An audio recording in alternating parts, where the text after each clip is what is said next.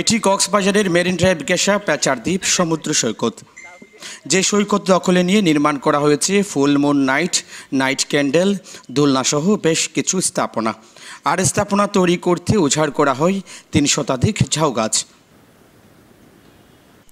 Resort থেকে অনেক দূরে প্রবাহমান খালের উপর কাঠের সাঁকো দিয়ে বানিয়েছি তাদের নিজস্ব সৈকত।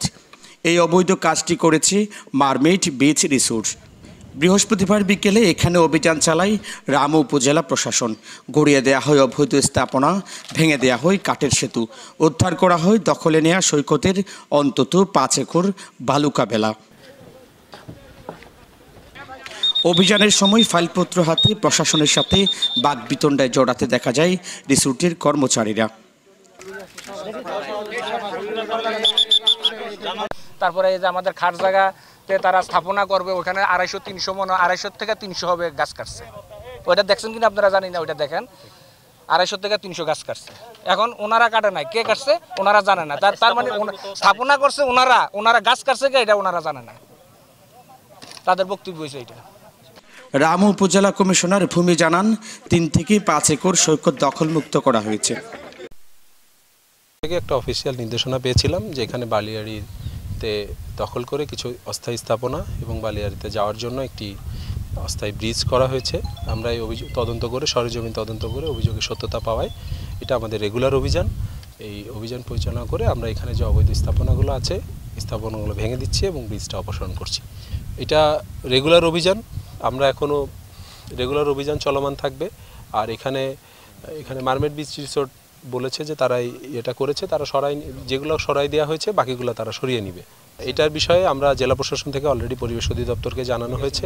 পরিবেশ অধিদপ্তরের আজকে এখানে আসার কথা ছিল, কিন্তু তাদের একটা দাপ্তরিক অফিসিয়াল একটা ট্রেনিং প্রোগ্রাম থাকায় তারা আমাদের অভিযানের পার্ট হতে পারে নাই।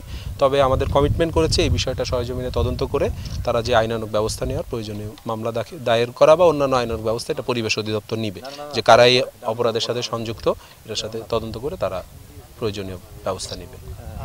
কাটা যাওয়া ঝাউ গাছ কারা কেটেছে সেটি জানেন না বন বিভাগ, বলছেন হিমছড়ি টহল ফাঁড়ির রেঞ্জ কর্মকর্তা।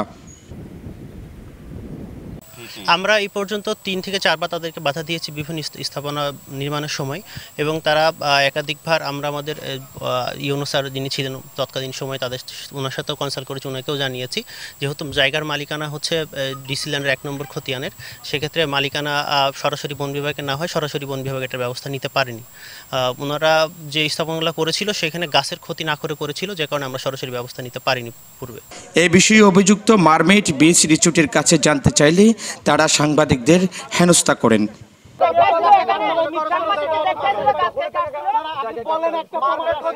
সম্পূর্ণ বানোয়াট ভিত্তিহীন কথা। এই কারণে আমাদের এই ৫০১/১১১৩ দাগে প্রায় ১০ একরের উপরে জমি, আমাদের ৪ একর কেনা আছে দলিল সূত্রে, আমরা খরিদার সূত্রে ৪ একর মালিক। এখন আমরা ব্রিজটা দিয়েছি ৫০১/১১১৩ দাগ, এটা সম্পূর্ণ জোর দাগ। এই সাইডটা হচ্ছে ১১০৬ দাগ। ব্রিজের ওই পার হচ্ছে ৫০১ দাগ, এটা সম্পূর্ণ খাস খতিয়ান। তার ওই সাইডেরটা হচ্ছে ৫০০ দাগ। তো আমরা ওইখানে যাইনি। ঘূর্ণিঝড় যখন হয়েছিল কিছুদিন আগে, ১৫ থেকে ২০ দিন আগে বা মাসখানেক আগে, তখন এই ঘূর্ণিঝড়ের স্রোতের কারণে বেশ কিছু গাছ উপড়ে গেছে। আপনারা দেখবেন বেশ কিছু মরা গাছ, কয়েক শত মরা গাছের গোড়া পড়ে আছে, এটা আমরা কাটিনি। তবে অভিযানে মারমেড রিসোর্টকে কোনো জরিমানা কিংবা মামলা করেনি প্রশাসন। তারেক হায়দার, প্রবাল নিউজ, কক্সবাজার।